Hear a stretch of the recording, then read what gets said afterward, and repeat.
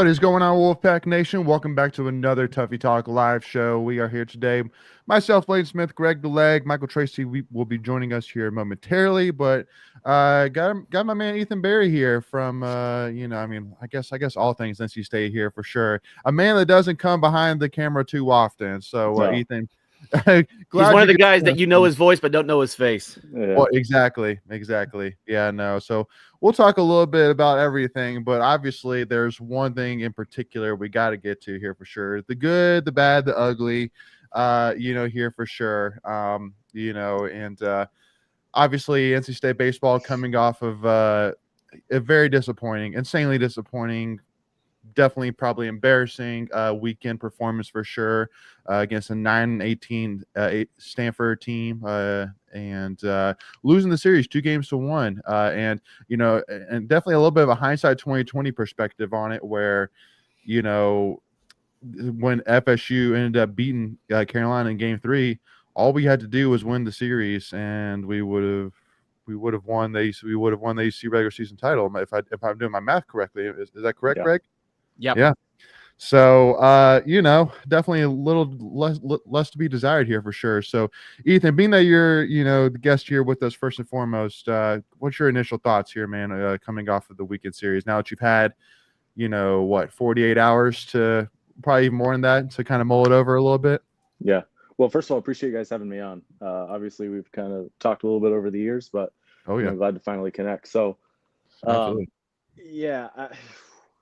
I don't know. I mean, exactly. You and I talked all weekend, Ethan. Let it go, buddy. Let it go. Yeah. I mean, you could start anywhere. I mean, for starters, look, I thought State would get it done this week. It feels like they always get a sweep at the end of the season. That said, Stanford is not as bad as their record. I know you rattled it off. I mean, I think they're 15 seed this week. Yep. They started the year beating, they won a series against UNC. Like, this is a team that spent some time in the top 25 early in the year. Talent-wise, they've got some dudes. I think the frustrating part is, the bats just weren't there. And with the way Stanford handled their bullpen, it was kind of like, man, you got to hit, find some of these guys to hit. And that was what happened on Thursday night, right? I mean, I think the majority of the pitchers Stanford threw, were good, but they threw so many guys. Eventually, State just got to a couple of them, and they couldn't do that Friday or Saturday. It hurts. I mean, you were like, a regular season title is a very, very, we can debate how much it matters and all these things, but it matters on your resume, and it's very, very difficult to accomplish, over the course of 10 weeks. And State, it's hard. You're going to be hard pressed to find, I think, a better a better opportunity. Like you said, Leighton, like FSU, you only had to win 2 out of 3. You didn't even have to sweep. So, Right. with that, State's hosting chances are gone too. So just kind of all around, just a bad time for a bad weekend. Yeah, perfectly said. Greg, I'll hand over to you here to kind of get started too as well. What's your thoughts? Yeah, you went into the series knowing if you swept that the conference was yours. You go out and get it done Thursday night. You're like, okay, now you're in the driver's seat. You go lose Friday. You're like, okay, well, we need a little help. You get the help, and then you crap your bed. I mean, it's that simple. You can't sugarcoat it any other way. And like Ethan said, everything was in front of you, and then you lost it all. You lost the championship, regular season, bragging rights. You lost the number 1 seed in the ACC tournament, and most importantly, you lost your regional host. I just don't see a path unless some crazy things happen, and I don't really see it happening just because I don't think committees put as much stock in these conference tournaments just because it's a 1-game elimination. Anything can happen. Yep. Worst case, you're losing a game. You're not losing a series. Right. Yeah. No, I mean it's again like, and we'll kind of get into it here because I have a little video here queued up that I think will send a lot of us going headfirst into our closest wall here. But Michael, I know you just jumped on here too. Open thoughts, man. What you got? Yeah, it's a bad weekend to have a bad weekend. Yeah, Ethan said it best. That's the best way to say it. Yeah. And also too, I'll also add in that Friday was probably one of the most humid days I've experienced at the ballpark in quite some time. It was disgusting for those of us who were there in person. The worst case wasn't it? Was it Ethan? Was it you that posted the ERAs on Saturday of the pitchers from Stanford? Someone posted it. I can't remember who. Yeah, I think it was locked on. It wasn't a single. It was locked on. Yeah, it was locked on. It was just like, What bothered me isn't so much the ERAs; it's these guys haven't thrown all year. Right. It's like imagine if State just went out there and it was like Carson Kelly for an inning, Shane Van Dam for an inning, Derek Smith for an inning. Well, Derek Smith wouldn't get an inning, but everybody else for an inning. Like, it's just like you haven't seen these guys all year, like Tristan Potts for an inning. Like, it's just right. And it's baffling. Was that a thing where it almost like obviously it was Stanford trying to save arms, but like it almost worked for them because it never felt like our batters could get good timing on any of them. Yeah, I said the same thing. It's just you only see, it's a thing when you look at batters, they get stronger as the game goes on because they've seen pitches, they know kind of how they're going to be pitched to, and you saw these guys once, maybe twice. I think the only game you saw the pitcher twice was the first and second game, but it felt like the third game they just rolled out like 12 pitchers, and just can't get in a rhythm, man. And then if you don't get them, you don't get them. Yeah, and I thought we were pressing too, especially in the third game where we had 11, 12 guys left on base. Every time we had someone on, and then we were hitting a damn pop-up to end an inning. It felt like every inning was ended by a pop-up. I think it was 3 straight innings. We had 2 on and 1 out and got 0 runs all 3 innings. Yeah. Well, especially too, because one of the biggest things that we've kind of pom hip hooray about this season is how good this team was at playing the small ball game. And of any game that, just like Michael's saying, that small ball would have been beneficial, it would have been game 3 specifically, but the whole series in general, like just these small ball things that Stanford was able to capitalize on that we weren't. But especially in game 3 where you got a guy at first and third with 2 outs and we go throw the ball away at first base and that scores a run. Like there's no need for that. You just go get the batter with 2 outs and it's only 1 run, but it's not the end of the game, but it's those things that you're talking about, right? Those are things that if you're trying to go win an ACC championship, you just can't go do. You have to play sound baseball, and we didn't do that. No. Yeah, and then obviously we could talk about too a little bit of a disappointing, weekend from some of your top guys. Josh Hogue, I think, was 0 for 9. 1 for 9. Sosa was 0 for 8, even though he got an RBI, which is kind of funny. And Braden as well didn't have his best. He was 1 for 9 as well. So, again, like we talked about it. With we're talking about right now, I'm sure for those who are following the Hurricanes, one of the biggest comments right now is like, your best players got to be your best players. and like not to necessarily say that, the top of the order guys are necessarily always your best guys, but those are guys predominantly that you need to be productive in order to put the team in a good situation to win. And when you have just those three guys I mentioned right there, and Hogue, Sosa, and Frazeman, who are, top 5 or 6 in the order, going basically 2 for, if I can do math in my head, 2 for not enough. 2 for not enough, 2 for 27, like, in those three guys, like, oh man, it's just and Ethan, literally last week we were just giving Sosa. I was giving Sosa all this praise, saying, "Man, like like this guy has been amazing this year. Like he's really come into his own this year." I did too.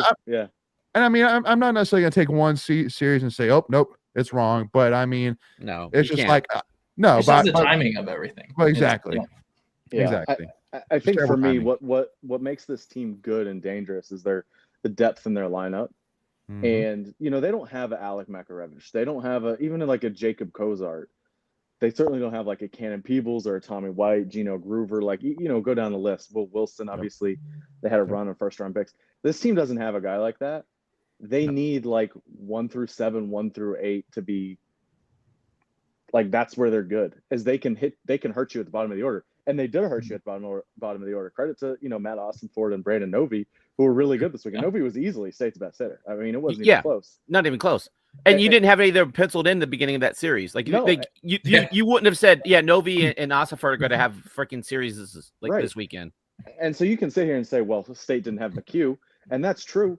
But if you put McHugh in, then Novy's not in there anymore. Right. So you lose that, so it just kind of goes both ways. It's the depth. And so when they like Alec Makarevich carried State last June, just carried them.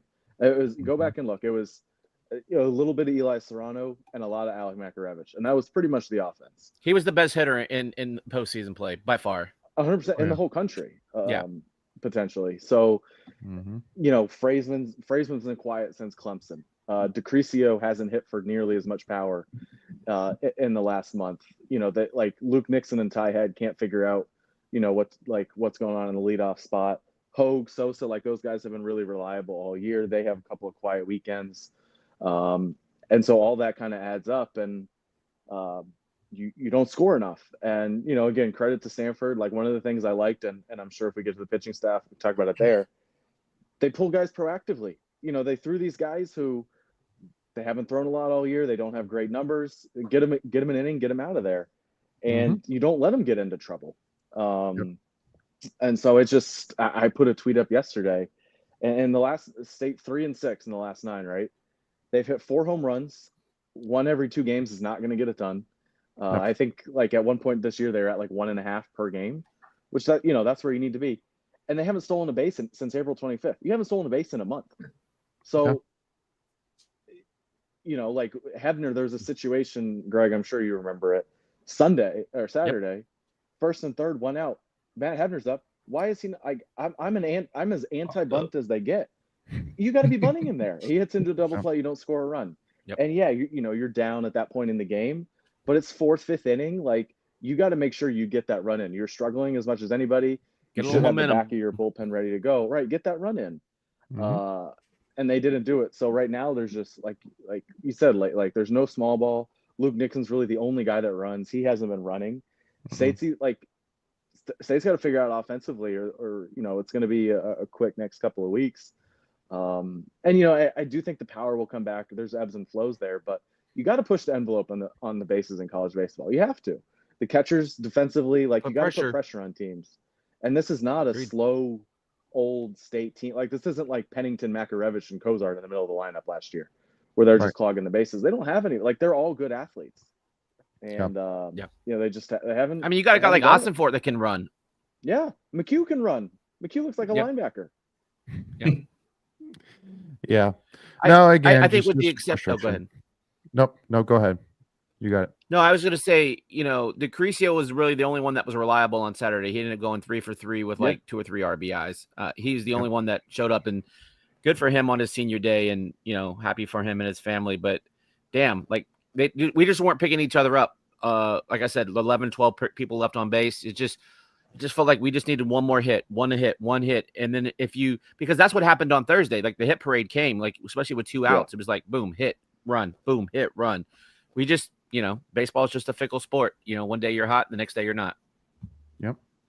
Yeah. But I mean, kind of going over to the pitching staff as well. I mean, overall, you can't really say necessarily, in my opinion, and Ethan, love your thoughts on it. I mean, too much negative. I mean, Marone pitched 5 1/3 innings, gave up 2 earned runs. Anderson Nance came in, finished the game off 3 2/3 innings, and didn't give up a single earned run. So, but that's the game you won, and that's a phenomenal box score for a pitching staff in the game, which is probably part of the reason why you won, because unless the pitching staff had a basically perfect game, then we lost. That was basically the story of this weekend. And I mean, overall for Marone, I mean, I guess we could start with game 1. I mean, Marone, Anderson Nance, like 2 guys that are going to be a huge, I think, kind of topic point this offseason after the season's said and done in terms of what's next for them.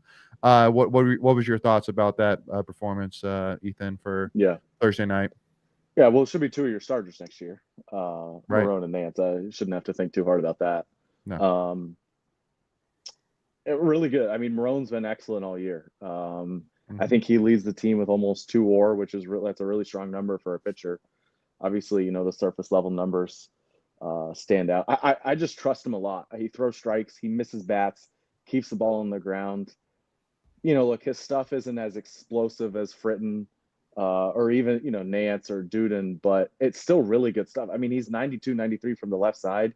He's got 2 or 3 off-speed pitches. To me, he's a legitimate prospect when you look at next year's draft.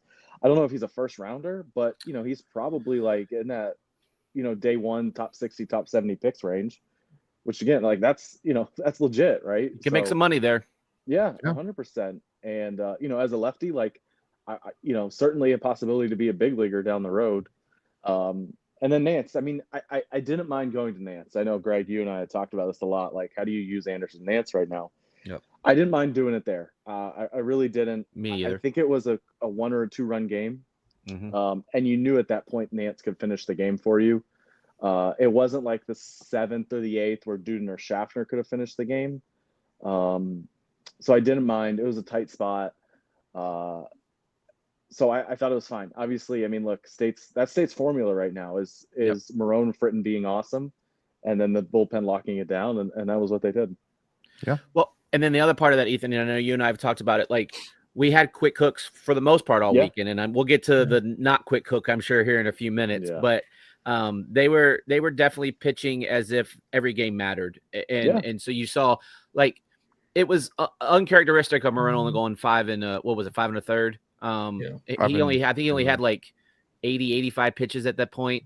So he definitely had another inning or so in the tank.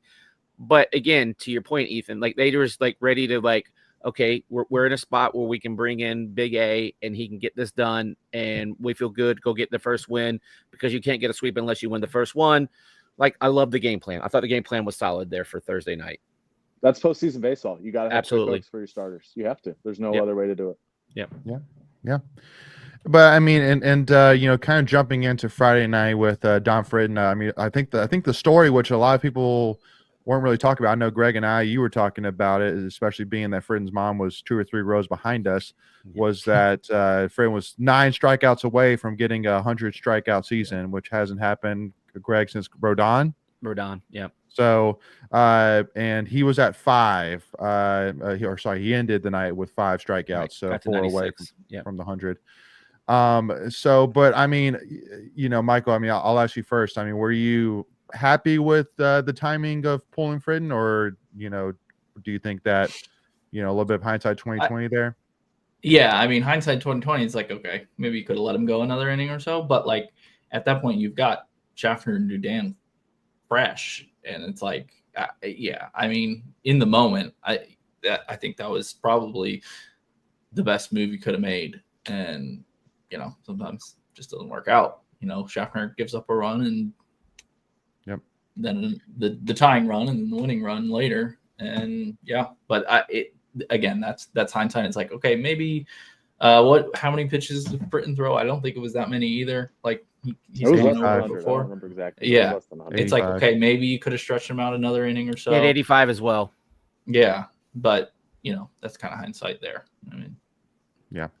But I mean, and it just seemed like that really, I mean, with Schaffner, I mean, he had 2 hit by pitches, just couldn't quite get control of the ball. Yeah. And I don't know, because I don't know if it was because it was so humid, just was having issues with the gripping a little bit, but just wasn't quite getting the control that we've seen all season. And unfortunately, that put us in a couple of really tight spots. I think they had two guys on with no outs at one point in his appearance. So yeah. Well, but, to only give up one, I thought he did a good job. Look, for sure, these guys are going to be human from time to time. They're not going to go out and make every out and every pitch. I mean, really, with this pitching staff for the whole series, we're really like we're really picking threads right now with this. Yeah, overall. I mean, yeah, you're talking about one run. Yeah, and then Duden comes in, and look, the guy, I can't remember the kid from Stanford. He worked a really good at bat against him, got on. And then, it was a really hard hit ball to DeCrisio. He tries to make a play backhanded. I think it either hit his forearm or the heel of his glove. I couldn't really tell where I was sitting. And you get a bad bounce, and that scores a run. Like, that's just tough baseball. But at the same time, you can only go out and score 3 runs. You got to go score more than 3 runs. To Ethan's point earlier, like 1 home run every freaking week is not going to cut it. Yeah, but Ethan, though, if that ball from Sosa would have gone 6 more feet, then we would have scored 7 runs. Like, felt like that all weekend. Yeah, it felt like the ball wasn't carrying. It felt like just. Yeah. I mean, it had to have been 4 or 5 balls dying on the warning track, and I don't know. I mean, you guys were there, right? Was the wind blowing out like it normally is, or what? It was minimally. Really? Yeah, at times it was just dead air. Yeah, I was gonna say it was just humid, dead air. I mean, Sosa, the one on was it Saturday? Yeah. I mean, you like that just. Oh, I thought that was gone. It's a home run 10 times out of 10, and then the right fielder ends up running like 500 feet across the warning track and makes a sliding catch. You're like, okay. Okay, it's not our day. I literally jumped up off my couch when I saw him hit that, and then it died. And I was like, what? Yeah. So, but with that being said, though, I do want to get before we kind of talk about tournament. Hold on. We got to go to the non-hook. Like this is kind of an important. I was gonna say, like you talking about this video I have queued up here, Greg? Maybe. Or you talking about... Maybe. Hold on. We'll see what you got first, and then we'll come back around. So this was Coach Avents after the Friday night game in his interview.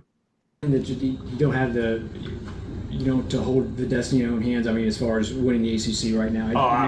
That's for the fans. Yeah, that's what the fans talk about. I've always thought, me, I've always thought about going to postseason and have a chance to play for national championship, and that's I don't even know who won tonight. I have no idea. Obviously, you do. Oh man, I mean, I feel like there's some coach speak there. No. But again, how quickly though that he brushed it away. That's like I didn't like he said that, but I especially didn't like watching it. How quickly he was like, "Oh, that don't matter. That doesn't matter." He was very dismissive. I'll give Ethan his first. Go ahead. I'm sorry. That's the first time I've seen it. I saw the quote, but it almost did seem like it was like trying to focus on. He knew it was coming. More so than for sure. Stuff I mean, I get it where it's one of those things being like, let's put it this way. I get it, Greg, if your point of it maybe being coach talk, if it was like a little bit like so like, yeah, it would have been nice, but at the end of the day, guess what? We got to turn around and focus on going to win the tournament, going and trying to win a national title. I get it, but the fact that he was like, nope, don't matter. It doesn't matter. That's all fan stuff for sure. He's going to spin it. I mean, that's what coaches do. I mean, like, honestly, I feel like if he really meant that, I don't think he meant that. I think that he's just moving on. Like, he doesn't want to talk about it. Yeah, you could just tell him his body language. Yeah. And I mean, I don't know if you guys watch his media availabilities. I watch a lot of them. Yeah. It's just rambling, just so happy. Like he could spend 20 minutes talking to Rob McLam on video, and for sure, like you can just tell how mad he was. You could just tell. And then the comment at the end is the one that really got me. He's like, obviously you do. I think it was maybe the Wolfpacker Noah over there, or maybe one of the technician guys. asked. I mean, he was just so like, you can tell it's just sour grapes. I don't blame him. I don't blame him. Like he knows, they let one get away, and of course that was before the Saturday game. That was after Friday night, but you can Right, they still clearly had a chance. Right. Exactly, and that was the funny thing to me. It was like, I was like, wait a second, like State still got a very good chance, and obviously it ended up breaking that way. They had the chance on Saturday, but yeah, I mean, you can 100%. He knew, like he cares. He cared, and you could tell based on the way they managed it. The quick hooks for Fritton and Marone. Like you could tell it mattered, and it matters for the hosting too. You can certainly downplay the importance of the regular season. I wouldn't necessarily it's less about that and more about State needed this for their hosting resume, because the rest of their resume is not where it needs to be to typically host. The RPI is a little low. They've got some Q3, Q4 losses that aren't good. The non-conference schedule isn't as good as it usually is. Thanks to ECU for that. But so they needed the regular season title for that, and it carries a lot of weight. And they he knows they let it slip. It almost felt like he was just there so he didn't get fined. Right. Yeah. It's more one of those things too, as well, being that with Avon, that he has been just, I don't know, it's just maybe it's the cologne he wears, something like that, but for some reason season ACC championships, just stay away from him at all costs, no matter what it takes. Well, and the other thing too, I forgot to bring this part up. You guys were at the game on Saturday, right? I was, yeah. So Michael, I don't know if you watched the game or not, but he did an interview. He did one of those like mid-game interviews on TV. Mm-hmm. And it was the same, like you could tell he was just he was very unlike him. Like that's just the only way I can say it. Like he was just very did not tight, want to talk. Yeah, he was very tight. Did not want to talk to them. Like just not sociable at all. Like, and so I think that was kind of like a clear indicator of like, like they're feeling it this weekend. Yeah. So, I mean, overall, yes, I get it here for sure, is in the fact that, yes, like, there definitely is a little bit of a twist to it. Obviously, a little bit of heat in the moment that, this is probably 20 minutes after the game ended, in a tight, 10-inning game for sure. So get it for sure. But, but just looking at him, looking at him in his body language, he looked mentally exhausted in that interview. Oh, totally. 100%. Like just spent. Yeah, no, I think Chilton summarizes it best. It's the Avens on to Cincinnati, basically. Like that's basically what he was saying, on to Cincinnati. Yeah. Just So, Michael, any final, or Greg, Ethan, any final comments about Avon before we talk a little bit about the tournament here? Well, I not so much about Avon. I just kind of wanted to talk about Saturday, and I know it's Ethan's favorite subject is Heath Andrews. He's here, and I want to stir the pot a little bit for Ethan and just get his thoughts on. Thanks. It wouldn't. Love it. I need one of your classic IPS soapbox rants. Well, okay. Go ahead. I'll let you go. That's not what bugs me most about this game, right? I know. We talked about Thursday, Nance winning. I understood it. I get it. Yeah. No real problem with it. It was different from, again, like when Marone and Fritton get you into the 7th, the 8th, I expect Duden and Schaffner to take you home from there. If you got to pull them in the 4th, the 5th, maybe the 6th, I understand, going to Nance. Again, Friday, you went to Schaffner in the 7th, I guess. You had to use Schaffner and Duden. You don't want to be doing that. Correct. So Andrews on Saturday, it was what I expected. Like he has good stuff. He gets a ton of ground balls, which is good. He gets a lot of soft contact. He doesn't strike enough guys out. And so eventually, like, some of the soft contact is going to turn into hits. They had a quick hook. I thought that was good. And they went to Consiglio, and this is where I start to have trouble. Consiglio has over a 9 ERA in conference and on the season, not even in conference play. It hasn't been a great year for him, right? He bailed State out. He got them out of the situation that Andrews was in, bailed them out, got them through the 4th, into the 5th, got them out in the 5th. So at that point in the 5th, you're like, okay, if Nance, Duden, and Schaffner are available, which in theory they should be. Especially Schaff. He only pitched an inning. Okay. So, and Nance, had the day in between. those guys, like you're looking at 4 to 5 outs each. Those guys should be able to take you home the rest of the way. You had Shane Van Dam, who ended up going in. Obviously, he had 3 dominant innings. He was available. Carson Kelly.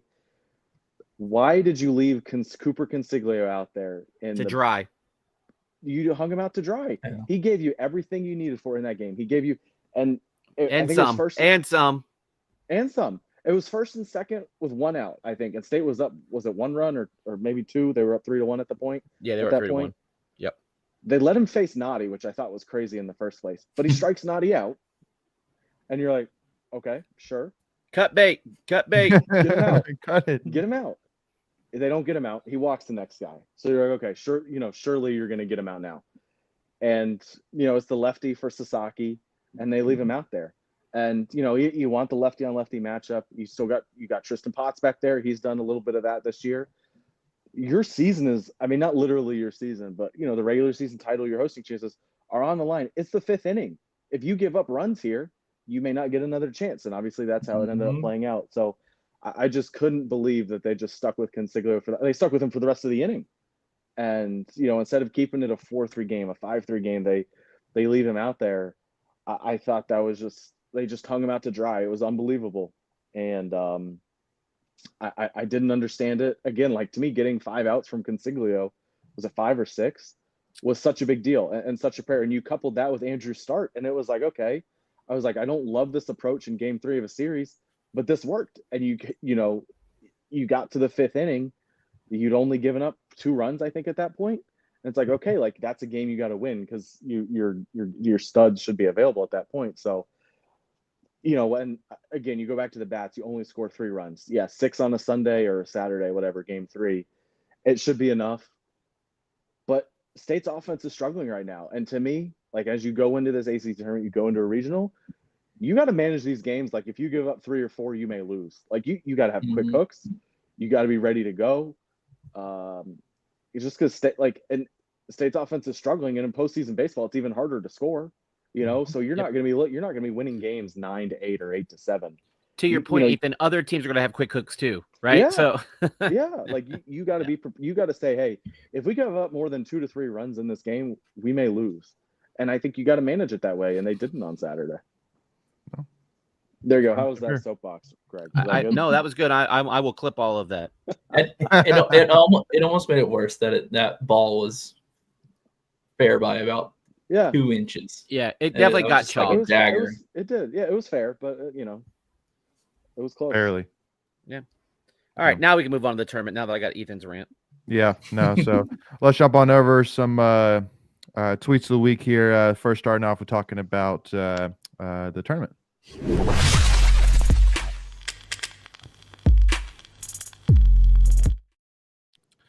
All right. So first of all here, obviously NC State pulled out the 4 seed, which I know Michael, Greg, I know we've talked about it here a little bit, but in terms of from a which way do you prefer standpoint, it's like, do you prefer to play Thursday night or play Friday and you kind of have that day in between the quarterfinals and the semifinals? So I mean, Michael, first and foremost, would you say from a bracket luck standpoint that there's a little bit there? I mean, you have an opportunity to face potentially Stanford once again, who you just saw get a little revenge, hopefully factor. But also a Clemson team as a Clemson team right now that over the last 2 or 3 weeks definitely hasn't been their former self for sure. So I mean, what was your initial thoughts, Michael, when you saw the bracket come out? Yeah, I mean, outside of being the 1 seed, I think we talked about it last week on here. We were like, if we're not going to be a 1 seed, it's almost better to be the 4 because you do play Thursday, so you get that extra day of rest. You can be a little bit more aggressive on Thursday. And then when you look at the teams, I think the top half is definitely the easier side. I mean, it's now a single elimination, so it's like 1 game, anything can happen. So it doesn't really matter. But I mean, just looking at the teams, I think definitely being in the top half of the bracket, playing Thursday is definitely preferable. Yeah. And let me ask too as well, and Ethan, Greg, you guys probably know this, but I'm assuming would Carolina's game be the night game on Friday night? Yes. Okay. Yeah. So definitely. see, like I could almost make the argument that that the 3 seed for NC State or for Carolina would be the preferred one, just because of the fact that you get both night games, which, you know, from a fan perspective, you'll get a much bigger turnout if you have a night game rather than an afternoon game. It'll for sure. I mean, just basically be from a the home- fact that it's a home work day. atmosphere, yeah. Exactly. So, but I mean, even still, you know, the 4 seed, you know, we're gonna definitely have a good turnout. Now, I mean, Clemson will show out for sure. I know Clemson fans usually show up decently, you know, for a game. But Ethan, what's your initial thoughts here? I mean, do you think that there's a decent chance we might see Stanford in a rematch? Well, they held Volchko, right, on Thursday, and that was the whole point. So Yeah. but at the same time, like, they pitched really well doing what they did. So Yep. you know, they got to win 4 games in 5 days. So my guess is they'll throw Volchko against Virginia Tech, and then probably kind of do what they did against Clemson, and then kind of see what happens. Virginia Tech's obviously struggling a little bit. I do think, I mean, I think Stanford, there's absolutely a chance. I mean, these are all like, this is one game baseball. Like, who knows? You know, anything. And this is why, this is why conference tournaments are devalued in baseball, just because it's like, it's one game. Like, you know, it's just random stuff could happen. I do like State's path. Certainly, you would bet on seeing Clemson and probably Aiden Kanak on Thursday. You think he goes, and you think they would hold him against, not pledge him against Stanford or Virginia Tech? I think that's the $1 million question, right? Because tomorrow's not guaranteed. Yeah, right. Tomorrow is not elimination. And you also have to wonder, like, is Clemson, like, are they prioritizing regionals over this? You know, how do they feel like their chances to host are? They 18-12 in the ACC. I think they have like a top 15 RPI. You know, you're in the hosting conversation there. So do they feel like, you know, a bad loss to Virginia Tech or Stanford would hurt them? I don't know. Like, you know, so there's just so many moving pieces there. A lot of variables. Yeah. So I do. Yeah, I absolutely think there's a chance you see Stanford again. I wouldn't bet on it, but I think it's Clemson. I would guess it's Clemson, but certainly Stanford or Virginia Tech's a solid team too. They've fallen apart down the stretch a little bit, but I mean, I do like State's draw. Miami is, if I'm looking at this bracket, Miami and Clemson to me are the 2 kind of scary teams. The wild cards, yeah. Yeah. I'm not a Georgia Tech believer. I'm just not. I know they won the ACC. I have 0 Georgia Tech stock. I sold it all. They didn't play anybody. They played Clemson. Yeah, that got pointed out very quickly. They didn't play State, FSU, or UNC. Yeah. So I don't know where I can bet on Georgia Tech to lose a home regional, but I will do it. To me, it's the same Georgia Tech team. It always is. They can hit, but they can't pitch. And, you know, credit to them, their pitching staff has been better than it usually is this year. But like as a semifinal matchup, you take that in every time. So I do think that bracket. I mean, you look at the bottom half of the bracket. Notre Dame is as hot as anybody. Louisville's dangerous. Duke and Virginia. Virginia's pretty hot too down the stretch. Yeah. And to me, Florida State and UNC are probably the 2 best teams. I mean, I would throw State. To me, it's those 3: State, Florida State, UNC are the 3 best teams in the league. And obviously, you know, 2 of them would have to play each other. So to me, top half of the bracket is much more favorable. If you wanted to give an analogy here, this is the bottom half is Atlantic football. Back when we had divisions, and the top is the Coastal. Yeah. Yeah. Yeah. So you know, so it sounds like to me, Greg, if you're a betting man, that you'll in-state baseball will be playing on Sunday afternoon. I mean, look, if you got to play Clemson again, and look, you know, they say it's hard to beat a team 3 times in a row. Like, add a 4th on that. 4, yeah. You know, but exactly. You know, and then Kanak. And Kanak, if it is Kanak, right? And like we handled him pretty well. Gave him his worst beatdown all season. Yeah. But you just don't know what's going to happen, especially on a neutral field. You know, you were talking about state representation. Look, one thing I'm going to throw out here on Thursday and Saturday, you have a little thing called the Eastern Conference Finals for Canes hockey. I don't know how much of an effect that would have for people coming out to watch a ball game. Those home games or no? Yeah. Yep. Home games. Thursday's home. Saturday's a road. Yeah. So Saturday, if we make it to Saturday, you'll probably again. I don't know. That would be a day game. I don't know what the game times are of those games, but I would. Yeah, I hate saying this. I don't have a lot of faith in State right now, just because Ethan brought it up of our recent struggles, and look, you're going to have a week off. You don't even have a midweek game. Obviously, they'll probably do a simulation somewhere where we'll get some live ABs. We don't know the status of Chris McHugh. Right. Yeah. You know, To me, there's some that's things. the thing. Yeah, there's just things there. I don't Yeah. look. I would assume it's Marone that goes on Thursday. I think they'll keep that same rotation. It's worked pretty well the last couple of weeks. So he'll give you a quality start. So that anytime you get good pitching, you're going to have a chance. I just don't know what this lineup's going to do. That's the great unknown for me. Yeah. I'm with Greg. Like I could easily see, I mean, you got Marone and Fritton going. Like that's as good of a 1-2 punch, certainly in the ACC. And it's one of the best in the country. With what you've got in the bullpen, yeah, to me, it's absolutely you could see State playing on Sunday. But you got to hit a little bit. Like you don't have to score 9-10 runs a game, but you got to get 5, 6. Give me 7. 6. Yeah, give me 5, 6. 6. Yeah. You should win those games. And you know what? If State scores 6 and you lose, I'm going to be looking at the pitching staff. So or defense. Yeah. So yeah, to me, McHugh, Greg, you brought that up. Like, what's his status? Kind of a weird situation, right? Where he's in the lineup on Thursday and then all of a sudden he's out. So who knows what's going on with that? Obviously, he's been hit in the hand at least 800 times this year. But I swear he's got a magnet in that hand. He does. Yeah, he does. If McHugh is back, how do you get Brandon Novy in the lineup? You can't take Novy out of the lineup, and I don't think you want to take Austin Ford out either. So you can't put Novy at third. You can't put Novy at third. Like, I don't know how you figure that out. Maybe the answer is you take Austin Ford out, and Novy is now your full-time DH. Maybe it's it was a good weekend for Novy. Like, he's still got some more trust to earn. You like him as a pinch hitter off the bench, whatever. Yep. I don't know. Certainly, I mean, his batting average was not good going into this series, but again, he got 3 games in a row to get a rhythm. Do you get that, Novy? Yeah, there's a lot there. Yep. So give me State in the under. Oh yeah, state money line, then under runs. Yeah.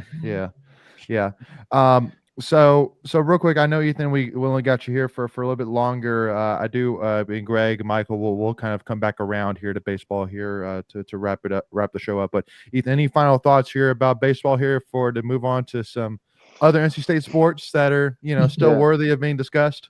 I mean, I could talk. You could ask me anything about baseball. I could talk for hours. Sure. I still think it's a very dangerous team. I think some host team in a regional is going to look up and see NC State. It's Memorial Day, right? It's a week from today. Yeah. The selection show. And they're going to be very unhappy campers. It's not to say State's going to win the regional. It's not to say, they're going to go to Omaha or anything like that. But to me, it's a very dangerous team with Marone and Fritton and then the 3 starters. And again, like, even, I've complained about the Andrews thing and Nance not all year, but last month or so. State got what they needed out of them on Saturday. They got what they needed. Yep. And if they got that in a game 3 in a regional, like, they would be set up for success. Yep. So it's a dangerous team with the bullpen, but they got to hit a little bit, at least a little bit. So, where do you think State ends up, Ethan, in a regional? It's tough. I mean, they're always impossible to project because you never know what the committee is going to do from that perspective. Coastal, I think, is an easy. They love their storylines. They love storylines and they love teams being close to each other. So from that, Coastal would make sense. An SEC team, obviously. I mean, I think 13 SEC teams are going to make it. So crazy. There's only 16 regionals, and you can't have more than one team from a conference in a regional. So you're probably going to be in a regional with an SEC team. If it were Coastal, you probably have an SEC team as the 3 seed. And if it's not Coastal, it's probably at an SEC team. Mm-hmm. So Coastal makes some sense. Would they send them to Georgia again? I was really surprised that State and South Carolina matched up 2 years in a row. That just blew. Yeah. I was not expecting that at all. So could you see that again with Georgia?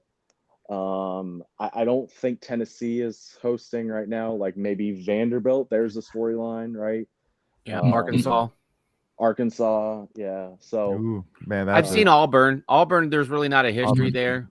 And that's, like, honestly, that's the worst of the SEC schools to try to get to. And so I'm like, geez, this is going to suck.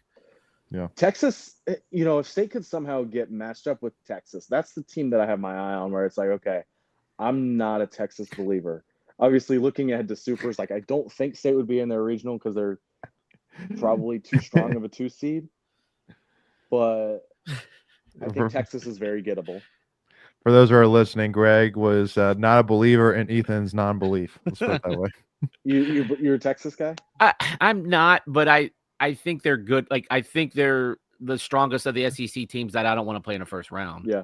Sure. Yeah. And in a regional, it would be a bad matchup. But to me, more looking at a super, like, okay, like that would be, that's somewhere I would, I'm with you there. So. Yeah. I mean, could you get Alabama? Like a little revenge there. Would State travel? Same with Coastal. It's the same storyline with Coastal there too.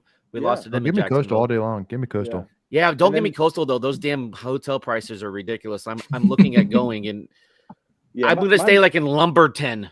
Yeah, my mom. No one goes there, to Lumberton. So I really want to go if State is there, but I just don't know it's going to work out. So but. Yeah, it's always anybody's guess. And the other thing is, could you get like a West Coast? Like, could you get Oregon or Oregon State? Like, you don't want it, but it's never really like. But there's always one team that gets that every year. Yeah, there's always a rando that just ends up like, how the hell did they end up? Somebody's got to go there. Yeah, right. Didn't Duke get sent to Oklahoma last year, even after they won the ACC tournament? Yeah, that's just because they can't host at that damn joke of a stadium. But we won't go there. Yeah, Ethan has to go. so Ethan, I want to remind you that there is a football season coming up, and so I did want to ask you one question, in particular. So I'm going to give you stats for 2 true freshman quarterbacks last year, and I guess you could probably know which one is going to be one of them. Come on, man, we're gonna do it, bro. We're gonna do it. I mean, I'm guessing the other. I already know the other one, and you don't even have to go there. Yeah, who is it? It's probably DJ Lagway, right? You got it. You got it, man. I'm telling. See, y'all already beat me to the punchline. We're saving time here. I mean, again, read the stats. Read the stats. It's a good stat. I've seen it. It is. So with CJ Bailey, he had 9 starts. DJ had 7 starts. So, all right, I'm gonna do Bailey and Lagway. It's just because CJ and DJ. So Bailey had 9 starts. Lagway had 7 starts. Bailey had a 60.1 QBR. Lagway had a 57.9 QBR. Bailey had 65% completion. Lagway had 60% completion. Bailey had 22 touchdowns. Lagway had 12 touchdowns. Bailey had 13 turnovers, 9 turnovers to Lagway. 74 Pro Football PFF grade for Bailey, 67 PFF grade for Lagway. So, and on top of it too, probably the best stat in my opinion is CJ last year in the red zone had 17 total touchdowns, 0 turnovers. So I mean, but Bailey plays in the ACC, Lagway plays in the SEC. Argument over, Lagway is better. Well, Lagway had 5 stars coming out of high school too. That's true. Sure. That too. That's and, good. And I signed that. Greg. And I signed that ESPN. Right. No, 100%. But Ethan, though, no. Yeah. I mean, just obviously it's been one of, and this, I'm saying this as a former football equipment manager. I'm saying this has been probably the weirdest offseason that Dorn's had so far. Like, it's been weird, just how quiet. How quiet it's actually been from nobody's talking, but how quiet it's been in terms of from a move perspective. I know you and James have kind of talked about it with the moves with getting the Nebraska tight end in a room that's you have Jolie, you have my guy Hardy. And you have the guy from Cary, my guy Gus Ritchie, who who I like. So interesting move there for sure. So, but again, man, I don't know, just tell me something about football here. There's nothing being said about football. Just tell me something about football. Hold on. Before you do that, they did the over/under a couple of weeks ago. You weren't on that. Are you over or under for State's win total? Well, what did they say? What did so Philip 6.5, right? pounded 6.5. Philip pounded it. Said take the over. Yeah. Alex, I feel like they all went over. I'm over too. Yeah. And it was I saw it at plus money the other day. Look, I know everybody's up acts like State's the worst football team of all time because they only won 6 games last year. But to me, yeah, it's a bye. And a couple of reasons why. Number one is the continuity on offense. Last year, State had absolutely no continuity. And it kind of got glossed over how young they were. Bailey got thrust into action, obviously with McCall's concussions. Smothers hadn't played football in 2 years. So it's like, well, why didn't State know that he was the starting running back week 1? Because he hadn't played football in 2 years. That's why. And Noah Rogers is a freshman. Justin Jolie, Wesley Grimes, like those are the older guys. Dakari Collins, they had only played 2 years up to that point. So Jackson and Anderson, the young guys outside as well. Obviously, they were freshmen last year. KC was young. They did too much trying to force feed him. And so don't have to worry about that this year. Don't have to worry about that this year. You're not going to be force feeding him, right? So does that allow some other guys to grow? But to me, it's all about the continuity, and you're older now on offense. So I like that. Quarterback health is the other thing. State just hasn't, we just ignore it, but State has not had any quarterback health luck. I mean, they had it once in 2021 and they had, a really good year that year. But Devin Leary got hurt twice. You had Brennan Armstrong, and State shot themselves in the foot with the Armstrong and Morris thing in 23. So, really State's had one season of quarterback continuity since Ryan Finley. Yeah. And so if you can get that with CJ Bailey, you like that. I do think those guys being together for the offseason matters, especially early in the season. And then defensively, look, like those guys, I don't think they're going to be world beaters. I thought the defense last year was a big disappointment.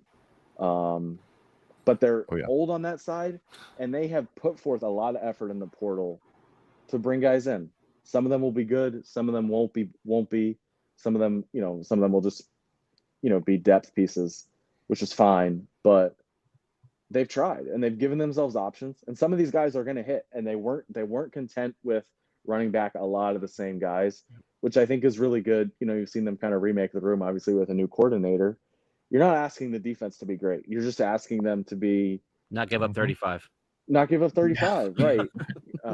And so, as far as like the 6.5 over, to me, you look at the schedule, it's not intimidating whatsoever.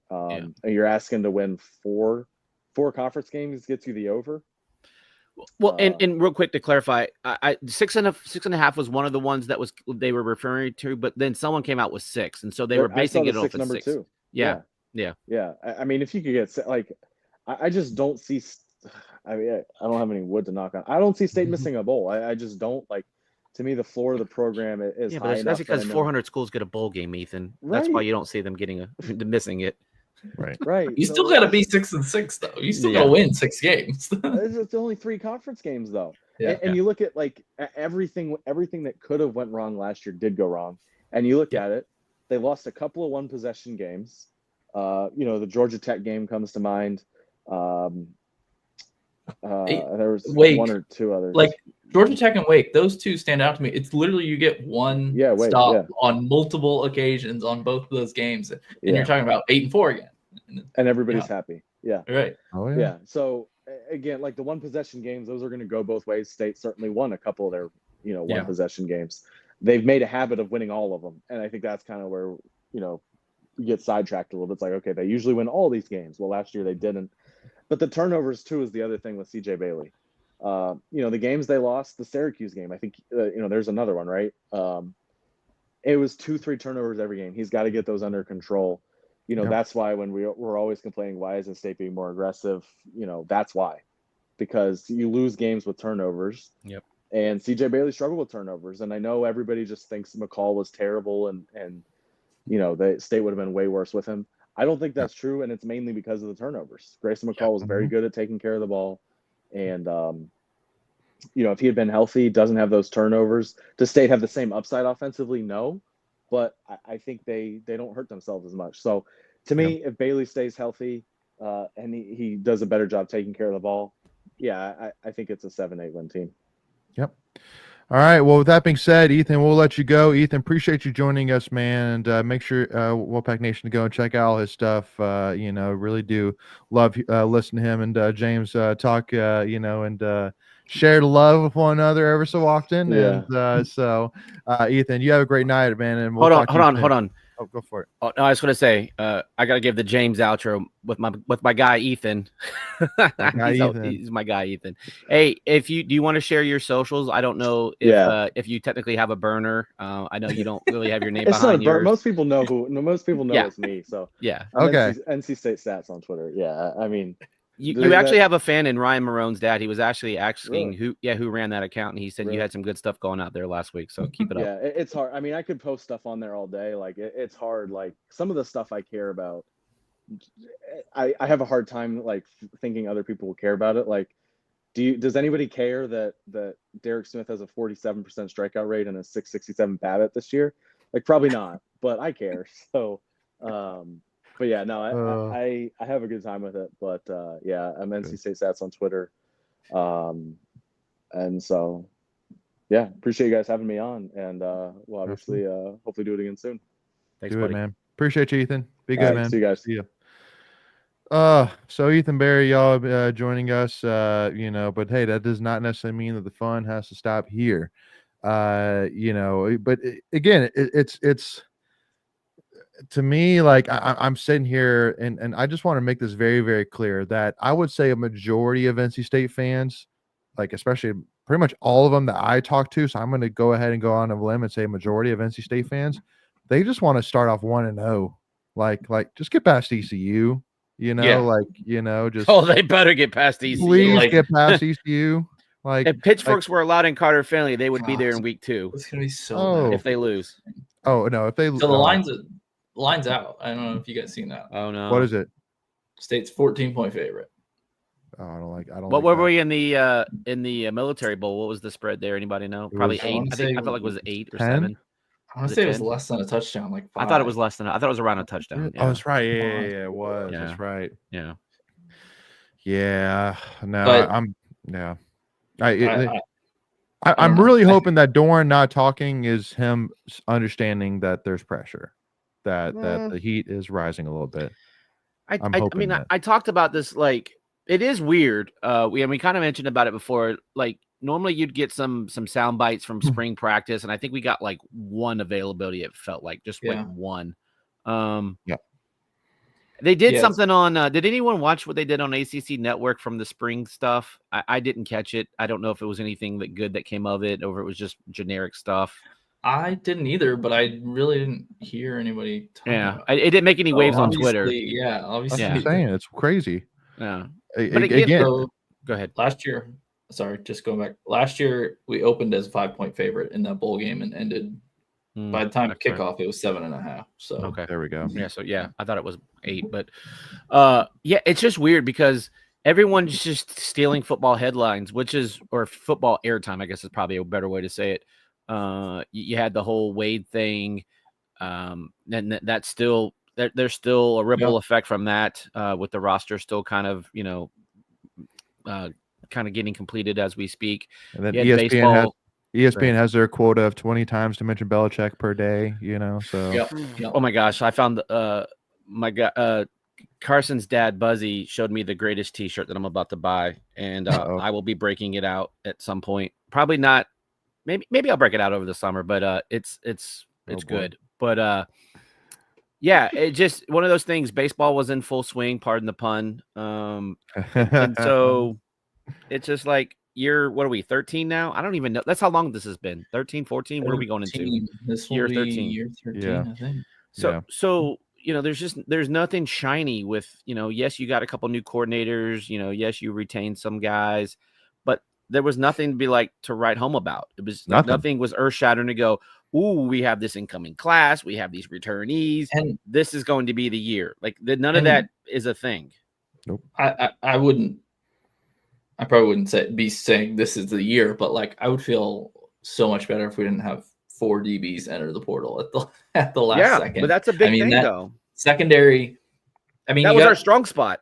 Yeah, Right. you got Devin Marshall, who he showed. I think he'll be solid, and then you got the transfer from North Texas.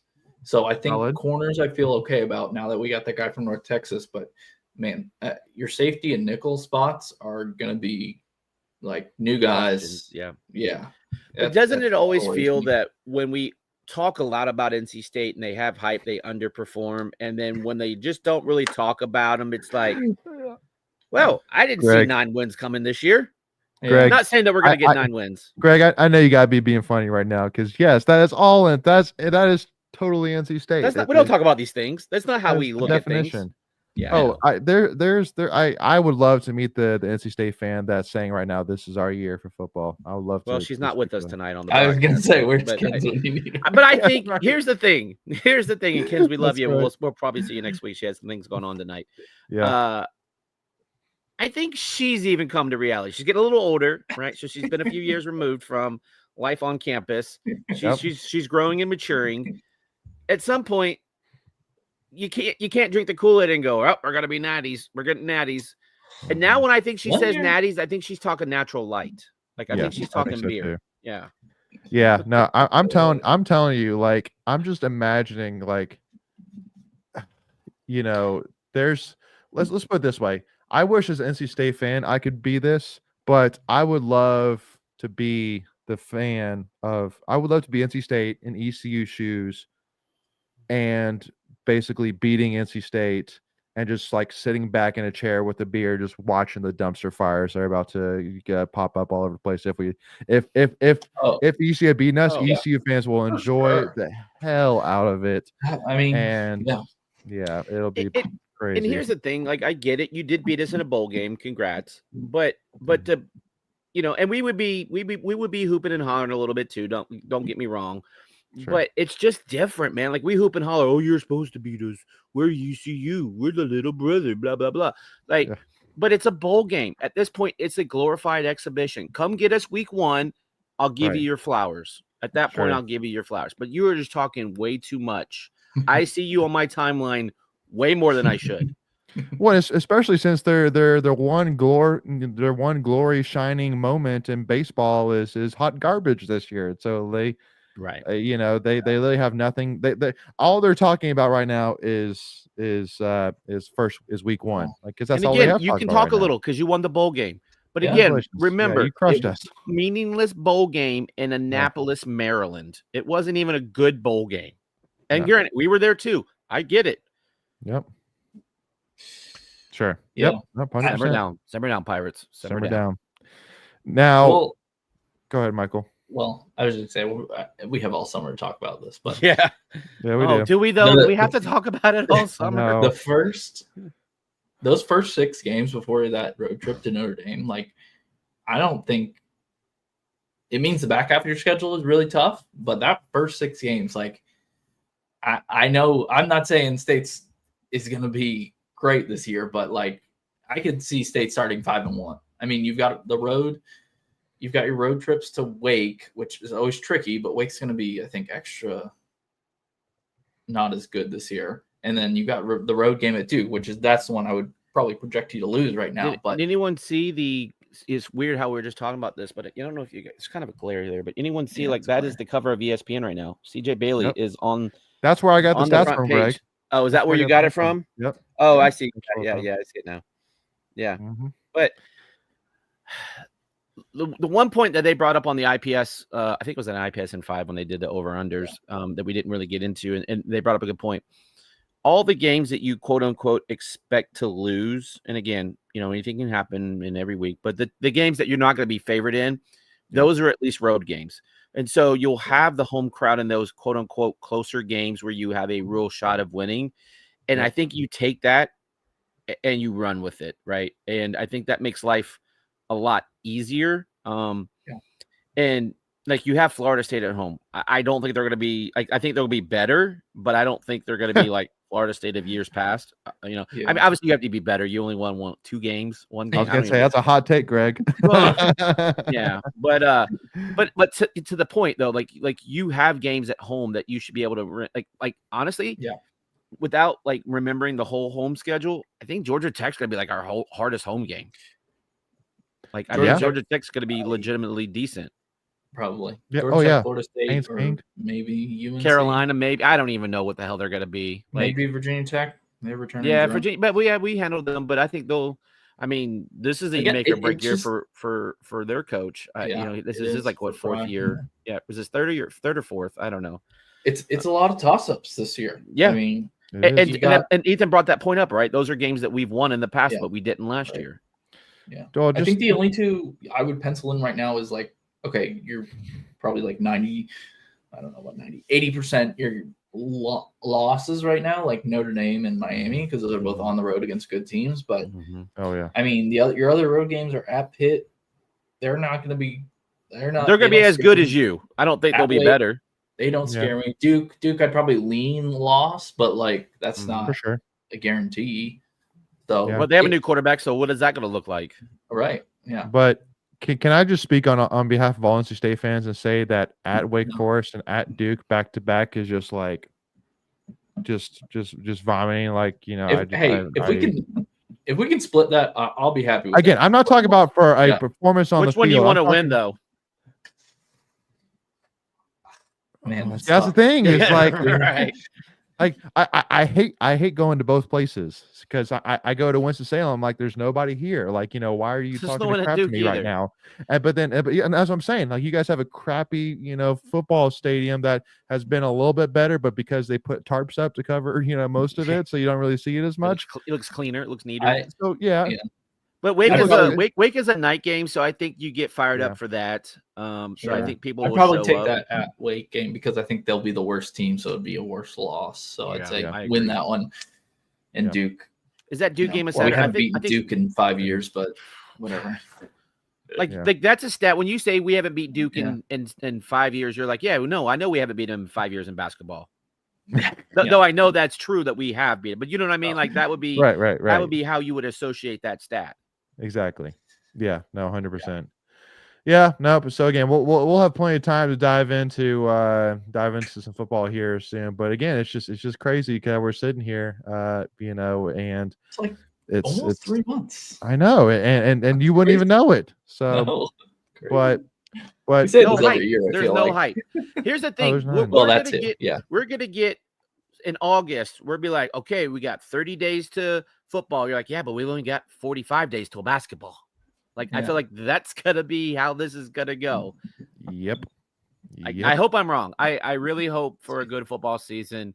Obviously, we're not rooting against, you know, the team, Dorn, the players, the staff, but it just, again, it's one of those seasons where I feel we're not gonna have high expectations, and we're gonna go out and win 8 ball games, and then that weird ball thing, game. Dorn's gonna be and Dorn's gonna be in the coach for, you know, conversation for coach of the year because, you know, we're picked to win 4 games, and then he'll get beat by some high school that got put into the ACC this year because their field got blown up or something like stupid.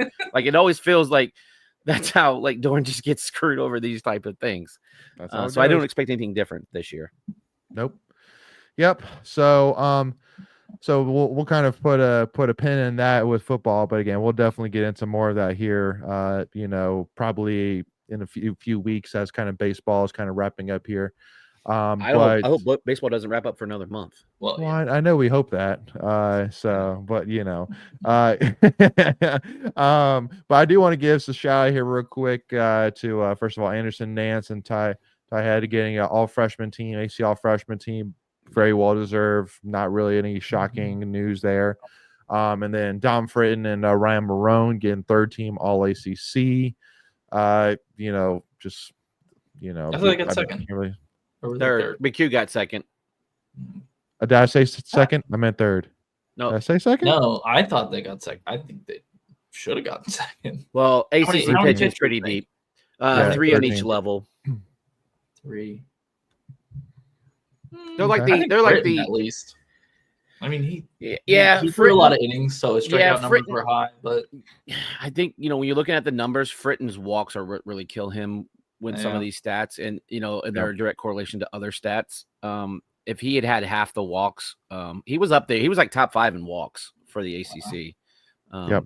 But Yeah, I was looking at Marone. I thought Marone should have been like second, but then I saw second team guys, and I'm like, oh yeah, those are really good guys too. So I'm not mad at it. Yeah. I think they were right where everyone needed to be as far as the postseason award guys, and then McHugh got second. McHugh got second team only C. Yep.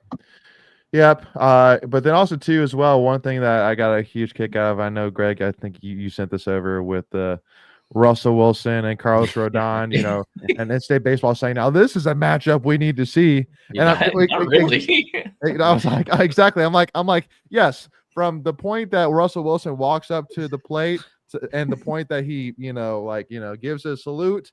Yes, that is up until that point, we love to see it. But then once Rodon lets the ball go off his hands, 3 strikes, it's over. Like, what do you mean? This is not. Yeah, this is not even close. Like, sell the house, honey, sell the car, put it all on Rodon. Like, it's not even close. I can say a couple things here. First off, it's all fine and dandy until Russ goes up to the plate and Rodon whizzes a 4-seam fastball in his ear hole. Really backs him off the plate and then throws a devastating curveball that Russ just had trouble with. Like, you probably could throw him 3 curveballs and he would strike out. Like, well, just throw him 3 world famous Rodon sliders and your day's done. I mean, you can give him a 96 mile an hour fastball, like I said, to the ear hole, and that'll change his attitude really quick. Right. Yeah, but I mean, again, yes, I get it. It all comes from this picture of Russell Wilson and Rodon, awesome. Which is a great picture. I love to see it. Rodon's like, yeah, you and I both agree that whole pack of Bulls, a whole pack of Badgers is a total bullshit, right? And Russell's like, yeah, so, yeah, a little bit, but no, great picture. Love to see it. And I love Coach Avent, with this comment. Was it in that one? Yeah, I think. Is that the one? 2 great Wolfpack legends repping Pac 9 before tonight's Subway series finale. Yeah, and Russ was technically part of the Yankees organization there for a little bit. Yeah. Well, did he get drafted by the Yankees? I thought he got drafted by the Rangers, and then I thought he got drafted by the Rockies. Well, you're right. It was the Rockies, went to the Rangers, and then the Yankees. Mm-hmm. Yeah, they just moved his contract around just for funsies. Yeah, exactly. Yeah, you're right. It was Rockies. Yeah. But lastly too, though, are you doing it? Are you dropping that tweet? I mean, it depends. You tell me what tweet you want, and what tweet do you want, Greg, and I'll get it up for you. Oh, I don't even know what. I don't even know what you're. I don't even know which one you're talking about. Are we talking about trader status? Oh no, I didn't. I didn't even put that one up here because I didn't even didn't want to acknowledge it. I didn't want to acknowledge it. Yeah, that's no. For those that are unaware of what we're talking about, a NC State softball player who put her name in the transfer portal, committed to Carolina, and not South Carolina, North Carolina, and that one hurts a little bit. Oh, it hurts. No, that is. But here's the thing, though. I do know is, and I'm hoping. Again, I don't even know how what the metaphor is, but I know for 2 years now I basically have been just absolutely just you've carried the water pail. I've definitely carried the water pail for Lindsay Leftwich for sure, and said she is going to do amazing things here, and I still stand by it. But man, just gotta get some momentum. I think that's the biggest thing is just getting that momentum to get the train going. For sure, yeah. But it's just frustrating because 2 seasons in, and we're a little bit closer to where we want to be, but we're nowhere near where we want to be. That's for sure. So yeah, I mean, I think we definitely made some headway. We didn't win any good series against ACC opponents, but we did win. But you beat Clemson, you beat Duke, you beat Carolina. Well, but you could argue that her best, that honestly probably her first year was a little bit better than this season, honestly. Yeah, probably because expectations were lower because there really was no expectations. Well, and you beat South Carolina. You won a game at Clemson, which is pretty big. So, but so just holding out. I mean, again, you got a good recruiting class coming. I mean, there's top 10 one. So it's a great recruiting class coming. So just got to get some momentum going, just like you said, Greg. Yeah, the problem is just I don't know. I think kids are. I was I was at an event this weekend with a bunch of kids, and it was a social gathering, and 90% of them were on their phone the whole time. It was just weird. It was just weird as me as a boomer at a thing, and I'm like, we can we talk? Like, we're just gonna be on our phones all the time. And the reason I bring that up is that these kids want instant gratification, and I think phones kind of give that to them, right? And so when things get a little bit harder, they tend to give up and want to go somewhere else, right? Whether that's not, in an athletics world, whether it's competing for a position, or now that they have this portal, they can just jump to a contender and think life's going to be greener. It may be or it may not be, but it is frustrating that you don't want to be part of something. And look, and if you don't want to be here, fine. Like, there's plenty of people on there that want to wear the Wolfpack jersey. Yep. But it's just frustrating when you have the ability to really make your mark on a program, and then you decide to go somewhere else and be a smaller fish in the pond.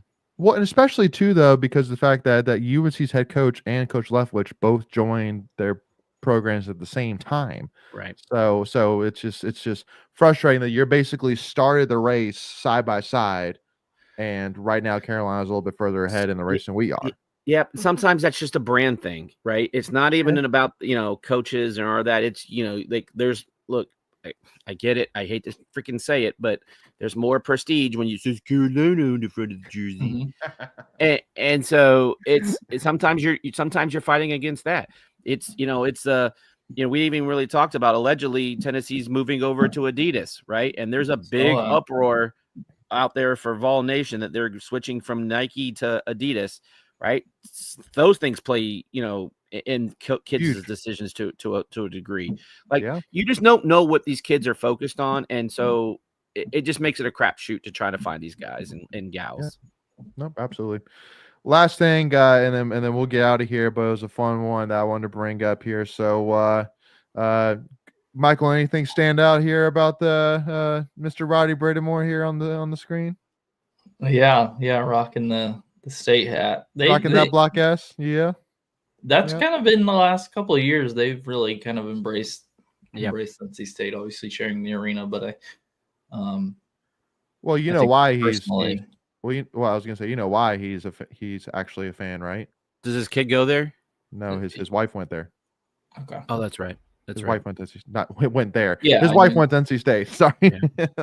Yeah. So, and you've seen some cross promotion type stuff, right? Obviously, with the outdoor game at Carter Finley, and then the baseball team having the hockey stick in the dugout for home run. So I think it's a cool collab and partnership.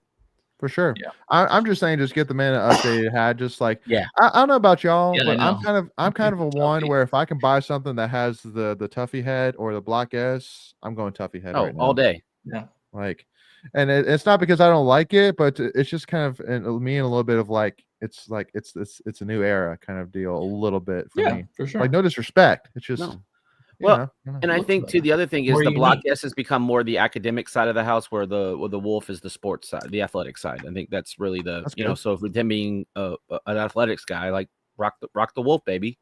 Put the Tuffy on. That's right. Let's go.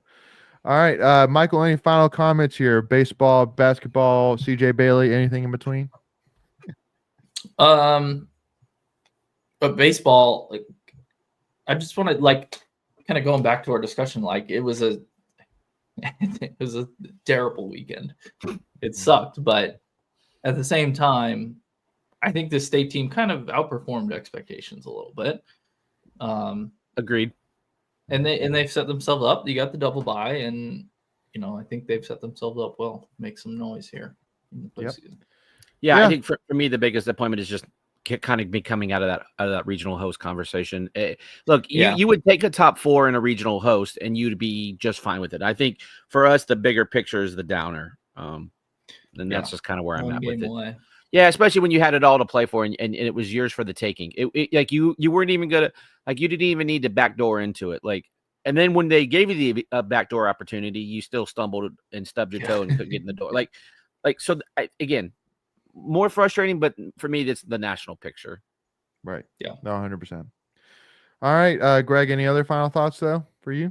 Other than just seeing that stupid freaking stat today that NC State baseball is the only team that hasn't won a championship from like 1990, 92, whatever, to present day. other than teams having been recently put in. That one hurts. So maybe we go out and, like my saying says, is time to rebound in Durham. We'll get one. Yeah. Look, Well, it's there. We can absolutely do this. I fully believe in this team. We were all disappointed with the weekend's outcome, but the great thing about baseball is there's tomorrow, and tomorrow begins on Thursday. Well, I know we haven't pulled this out yet, but I mean, I guess we can here right at the end. What really grinds my gears?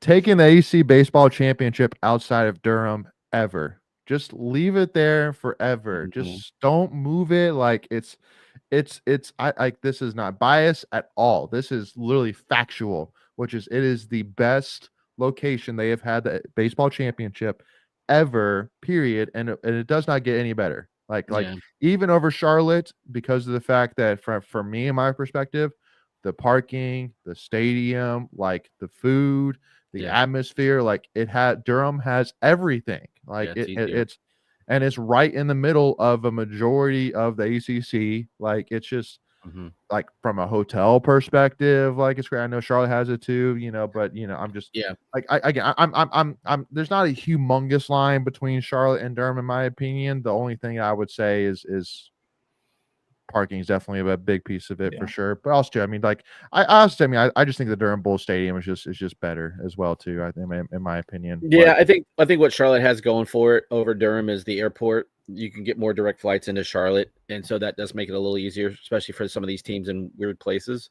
And the Charlotte skyline, like I'll give Charlotte the backdrop for the stadium. I think that's a much cleaner, much cooler. Sure. But the Durham Bulls got the bull, man. They hit the bull, win a steak. Like, come on. I know. You got the Blue Monster. Sorry. Yeah. I'm with you.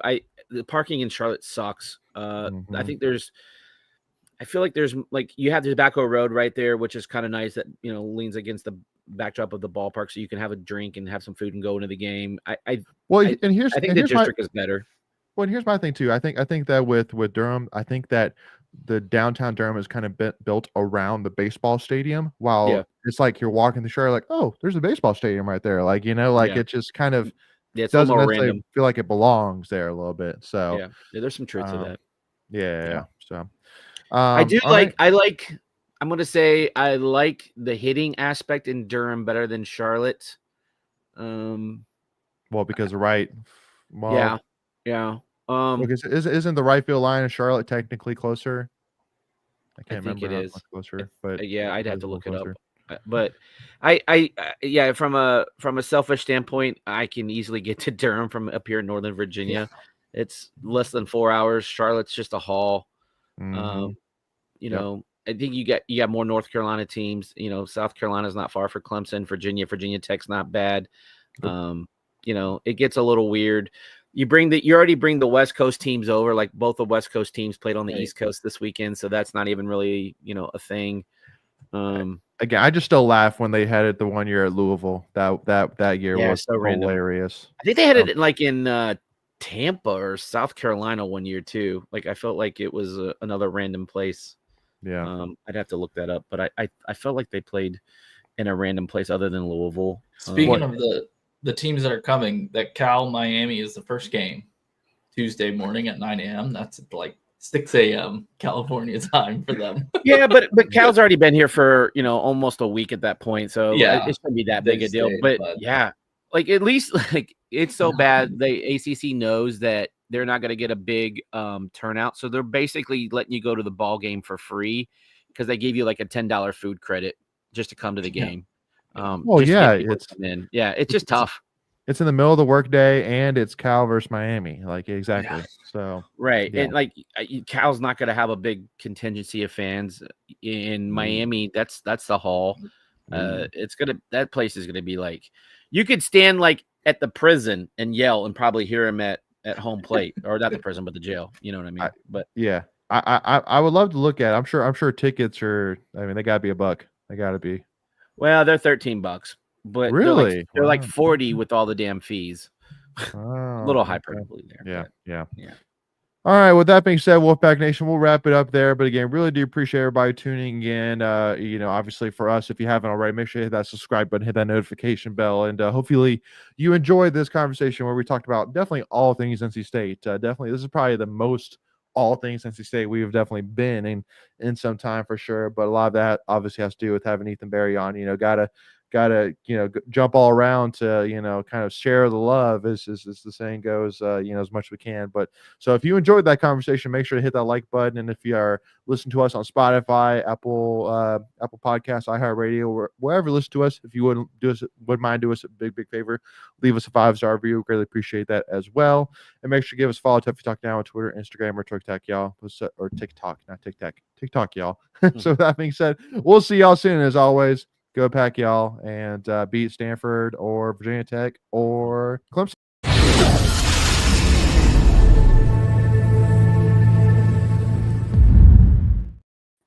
I just had to